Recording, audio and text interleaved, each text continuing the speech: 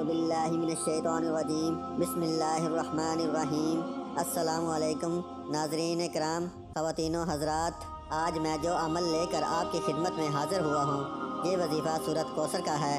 سورہ کوثر قرآن پاک کے 30ویں پارے میں موجود ہے۔ سورہ کوثر کے یہ وظیفہ آپ نے صرف 2 دن کرنا ہے۔ یقین کریں، صرف 2 دن کے اندر آپ کو بڑی خوشخبری ملے گی۔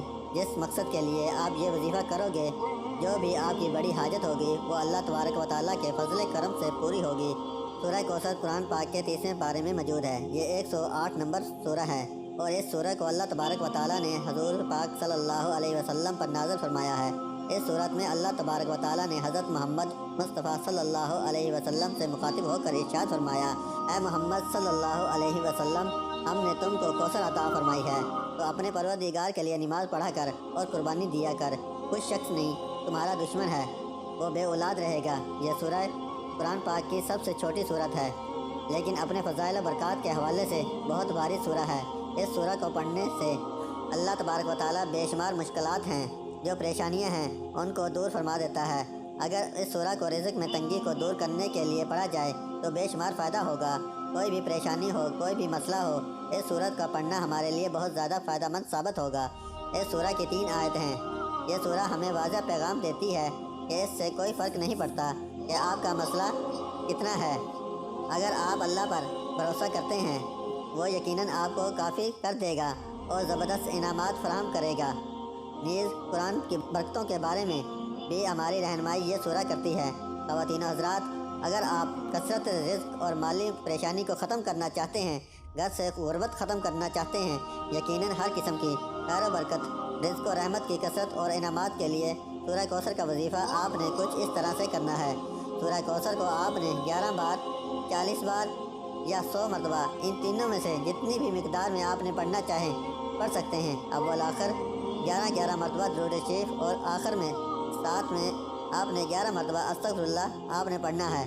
اس وظیفے کا بہتر وقت وہ بعد نماز فجر طلوع آفتاب سے پہلے ہے، بعد نماز عصر غروب آفتاب سے پہلے، یا بعد نماز عشاء ہونے سے پہلے۔ اس وظیفے کو کم سے کم آپ نے 40 دن تک یا حسب ضرورت آپ اس وظیفے کو جاری رکھیں۔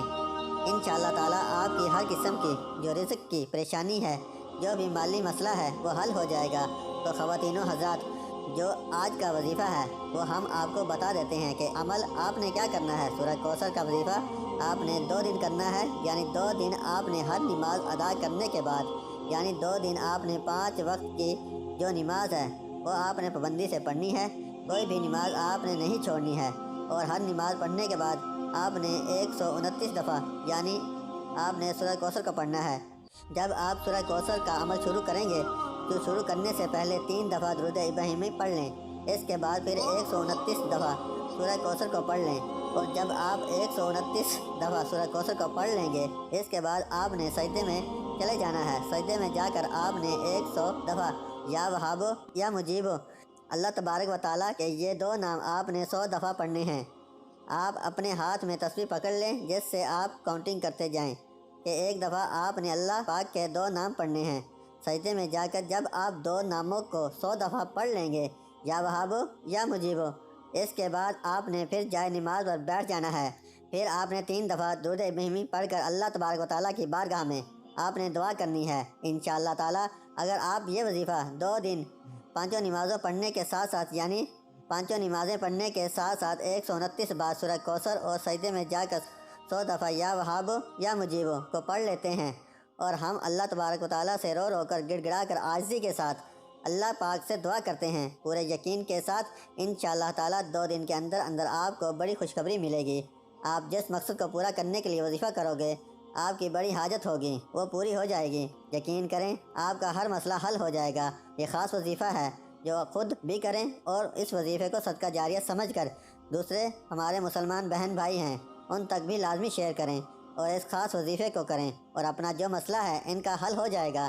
اللہ کے عذاب کو دعوت نہ دیجیے۔ ہمارے ملکی حالات اقتصادی طور پر سب کے سامنے ہیں، ایسے میں نیو ایئر نائٹ پر خلاف شریعت منکرات میں پڑھنا اللہ کے عذاب کو دعوت دینا ہے۔ ایسے حالات میں مائیں، بیٹیاں، جوان اور بزرگ سب ہی توبہ، استغفار اور درود شریف کی کثرت کیجیے۔ نبی مہربان صلی اللہ علیہ وآلہ وسلم کا ارشاد ہے، جس نے کسی قوم کی مشابہت اختیار کی وہ انہی میں سے ہے۔ اگر آپ کو ہماری یہ آج کی ویڈیو پسند آئی اس کو لائک ضرور کریے اور ہماری ویڈیو کو لازمی شیئر بھی کریے۔ جزاک اللہ، اللہ آپ کا حامی و ناصر ہو۔ السلام علیکم۔